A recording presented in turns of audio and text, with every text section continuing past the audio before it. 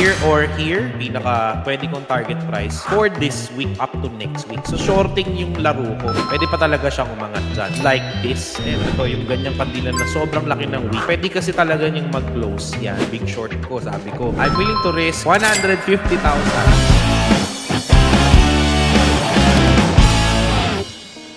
Malaki ang conviction ko that this price will probably go here or here, pinaka pwede kong target price for this week up to next week. So shorting yung laro ko. Pero at the same time, itong range na yan, pwede pa talaga siyang umangat dyan. Kasi if you notice, sa Fibonacci extension ko, nag-call out ako kasi nga, minasa-masa ko na talagang short yung laro ko sa kanya. Ito pa yung matindi dyan. Lalo na if gold will close like this. Ayan, ito yung ganyang kandilan na sobrang laki ng week. Pwede kasi talaga niyang mag-close yan. I have to like, tingnan ko siya for a time. So sabi ko, kailangan talaga balik muna ako sa lot size para I'll just buy 500, 600 pips na cut loss, then pabayaan ko ng 1,800.